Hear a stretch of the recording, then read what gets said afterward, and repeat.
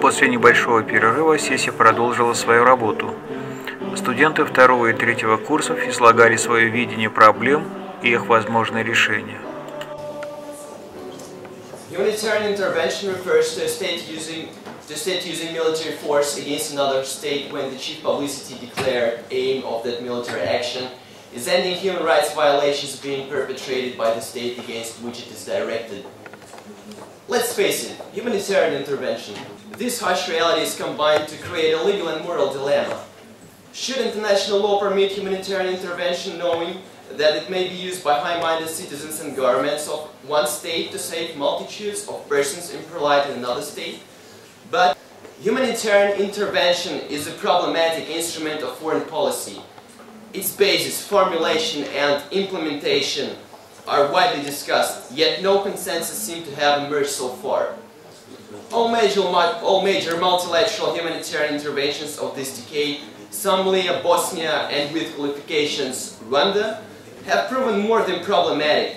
Only the operation to provide a safe zone for the persecuted Iraqi Kurds in the wake of the Second Gulf War has, under very particular conditions, been a related success. The UN Charter of 1945 upholds the Westphalia principles by stating in Article 2 that nothing should authorize intervention in the matters essentially within the domestic jurisdiction of any state. But Charter 7 does entitle the Security Council to take action in cases of a threat to the peace, breach of the peace, or act of aggression. And I'm open to questions. Tell you about corporate traders and corporate traders are investors who engage in acts of the director or market taking a hostile takeover of a company. Sometimes is a company breaker and the corporate trader often will go after cooperation with an eye towards selling of the various assets of the company as a means of generating a future profit. Here, dismantling cooperation in order to generate enough revenue to cover the investment and release profit. It requires the corporate trader to have a finally investment to understand with which companies are in position that is vulnerable enough to allow of stock to gain control in crucial to suspect the project. So there is different types of raiders, and we have a raider Gordon Greger, who was not only the raider but he was a perfect green mailer. So the other feeling is questions. So what is your favorite character? I mean from the movies. Gordon Greger. Why? Why? He says that greed is good. Presentation is prohibition on wearing masking veils in public places, moral and legal aspects of this problem. So the first masking veil is hijab. So hijab covers the head but without the face. So niqab is a veil that covers the face and leaves the ear around the eyes clear. And burqa is the veil that covers the entire body, the entire face, and leaving just a mesh screen to see through. Since the beginning of the 21st century, many European countries put restrictions on wearing Muslim veils in universities and schools. On the other hand, if a woman wears such a veil just because she feels like she must do it or simply wants it, why shouldn't she have that right? In order to say which of these approaches is fair and which is not, we have to consider both moral and legal aspects of this problem. So is it fair not to allow women to show their religious status if they simply want it? So they are not terrorists and they just feel that they must keep their religious ceremonies. Let us use our imagination and imagine that we are not allowed to wear something, to wear shoes. And so we just can't wear them, and I think that we will feel really uncomfortable and odd. Or on the contrary, wear a blouse. But though there is no answer today, the question should be thought about. But so whatever the answer will be, we should be tolerant and respectful, and this is the main thing that we should always remember. If we wear shorts in Saudi Arabia, they do not show any tolerance at all, but we have to tolerate the whales here. Why? So I think that it is very difficult question, really. I think that this country, like Saudi Arabia, is a country where religion plays a very important role. There are many theorists in the world trying to explain the sources of such a phenomenon as crime. So why do people break the law and what forces them to violate the law? In the 1870s, the Italian criminologist Cesare Lombroso thought that some people were born with criminal tendencies. In the second half of the 20th century, attempts were made to link the criminal tendencies with a certain set of chromosomes. That crime springs from a multiplicity of conflicting and converging influences: biological, psychological, political, economic, and so on.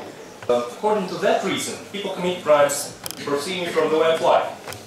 People of this type just live like that, not violate the law once or twice, following their typical needs and sudden surge of hormonal activity. Does monarchy have any future? We know a great deal about monarchs of early modern Europe, but we know much less about monarchy. If called upon to define monarchy, we might say that it's a rulership of a political entity by one person who inherits his or her position by hereditary succession. He is crowned, reigns for life, and exercises authority by the will of God, rather than by the choice of the people. In absolute monarchy, the monarch rules as an autocrat. He exercises total power over the land and his people. In constitutional monarchy, the power of the monarch is restrained as a rule by a parliament. Constitutional monarchy is more acceptable for European countries, such as United Kingdom or Liechtenstein, etc. And absolute monarchy is more acceptable for Islamic world, and, in my opinion, for our country, for Russia. So which one do you suggest for Russia? Sorry? Which one do you suggest for Russia? Absolute? Absolute monarchy is more acceptable. When to wait it? When to wait it? You mean, when are we going to have it? It's a very difficult question. It's a lot of, Good afternoon. My name is Sarah Lillybridge. I'm from San Antonio, Texas, and I'm here as a Fulbright English teaching assistant. I'm teaching at the Saratoga State Academy of Law for the academic year this year. The Fulbright program is an international exchange program which offers grants to citizens of the United States and citizens from 155 other different countries to study and work abroad. So the program was created in 1946 in order to promote mutual understanding and relationships between different countries after the Second World War. The thing is cyber terrorism, and since they are law students, kind of the legal implications and how realistic dealing with cyber terrorism and international terrorism on that level is in the legal field. We've also talked about euthanasia, so moral and legal aspects of that, and just the legal difficulties of prosecuting and just from thanks to the Hippocratic Oath to different religions. Kind of also in the field of religion, we've talked about in the United States, a very polemical topic is gay marriage and civil union.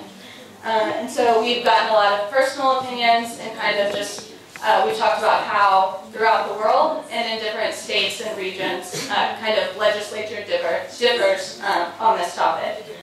I would like to tell you about the origin of feudal law in Great Britain. The feudal law of England differed in complication, confusion, casuistry, and it wasn't influenced by the Roman law idea. Before a Norman conquest in the 11th century, the basic sources of law in England were customs and the royal legislation. The norms of old ordinary law made the foundation for Albert's law, but it reflected new legal position established, for example, the higher fines for crimes against the king and the church, as well as financial penalties of the king on a number of law fields. Business managers today have a more ongoing relationships with the lawyers. That's why than they had in the past, and thus need to know exactly how lawyers function. Lawyers have a common base on training such law schools. In law school, the lawyer receives general training, enabling him or her to adapt to a wide range of different law tasks. Practices relevant law by counseling business clients. Whilst counsel can avoid a lot of problems, the lawyer needs to accumulate potentially useful information and then to take out the data for the particular tasks. The third one is drafting. Business lawyer drafts documents for the firm, contracts, deeds, corporate instruments, and securities registration systems. Statements, I'm sorry, are just a few of the documents that are commonly prepared by lawyers. The role of the negotiator is similar to that of the advocate. The lawyer presents the client's strongest arguments in order to achieve the best result possible. In the capacity of an advocate, the lawyer is called upon to represent the client's interest. The topic of my report is meanings of recognition applying to recognition of governments in question. To start with, it is necessary to point that recognition of government will be relevant in situation where the change in government is unconstitutional. There are several approaches to distinguish different types of recognition. Firstly, the government may be recognized de facto and de jure.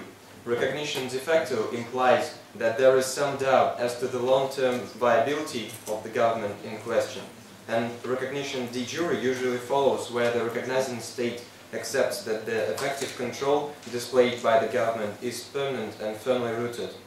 De facto, they gradually took over the country. Also, recognition of governments as such may be understood in two ways. Indication of willingness on the part of the recognizing government to enter into official relations, and the manifestation of the recognizing government's opinion on the legal status of the government in question. Recognizing in a sense of a manifestation of an opinion on legal status seems to suggest itself in cases in which the legal status of an authority is uncertain or controversial, and in the meaning of recognition. It seems that if a state speaks of the recognition of authority as something, for example, as the government of a particular state, it intends to say that in its opinion the authority so recognized qualifies for that particular status. In the last year, there was signed the federal law on the fourth part of Russian Federation Civil Code alterations, and the main innovation which were discussed in mass media was the changing of the article number 2073 of Russian Federation Civil Code. This article is devoted to free reproduction of intellectual products for personal aims, and there was adopted the law called the Edopy law, a law on high authority for the distribution of creation and online protection of rights, and France became the first European country where internet access can be banned by a court order, and the offender can be fined for the substantial sum. I'm going to speak on the subject of reasonable time procedure in reasonable time principle in civil procedures of Russia. So the term of reasonable time exists in foreign countries for many years, and generally it's a term of Anglo-Saxon legal system. The provision came to be the subject of a dispute because of different interpretations of reasonable time term. Also owing to the fact that most citizens